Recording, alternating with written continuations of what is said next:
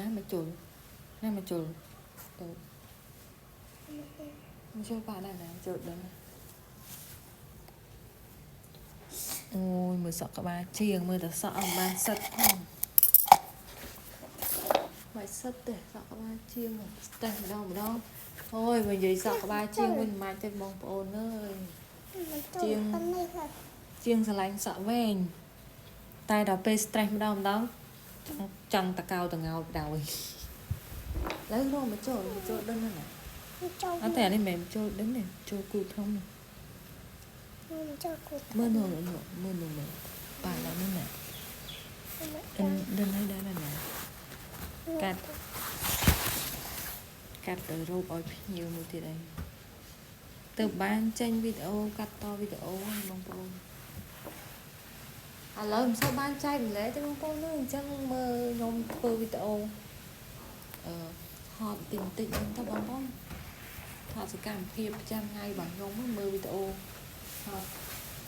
សកម្មភាពលេងប្រចាំថ្ងៃតិចតួចដល់ឥឡូវអត់បានចែកម្លែកអត់សូវបានចែកម្លែកព្រោះខ្ញុំបងឈឺច្រើនផងការងារច្រើនពេកធ្វើអត់ទាន់ឲ្យគេ stress ចង់កោតងោហ្មងដូចខ្ញុំនិយាយអញ្ចឹងណាជាងមួយនេះស្រឡាញ់សក់វែងទេតែដល់ទៅពេល stress គិតអីច្រើនចង់ឲ្យកោតងោបដ ாய் ឲ្យតែ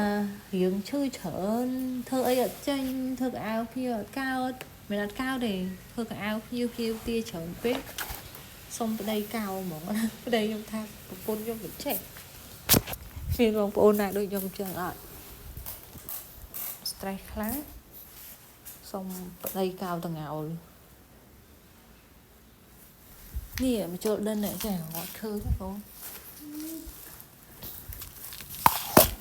រួចមួយរោបនេះអត់ពីផ្ទះទៅឲ្យស្អាតដល់ទៅពេលយើងដាក់ផ្ញើឲ្យភ្ញៀវទៅយើងអត់ហើយដល់ពេលអញ្ចឹងឃើញរៀងខ្ពស់អញ្ចឹងអត់ម្ដងទៀតទៅពេលភ្ញៀវយកទៅដល់បោកអត់ម្ដងទៀតទៅឲ្យវាថងសាច់ស្អាតយើងបត់ច្រកថងផ្ញើទៅខ្ទក់ចឹងឯងគឺយើងអត់ឲ្យស្អាតណាបងប្អូនបើយើងអត់ឲ្យបញ្យួរស្អាតពេលអញ្ចឹងឃើញថងសពតរៀងខ្ញក់បន្តិចអរគុណសម្រាប់បងប្អូនទាំងអស់គ្នាដែលតាមដានវីដេអូមួយនេះវីដេអូហ្នឹងគឺអត់មានអីទេគ្រាន់តែមកចង់បង្ហាញពីសកម្មភាពធ្វើប្រចាំថ្ងៃរបស់ខ្ញុំប៉ុណ្្នឹងឯងបាយបាយ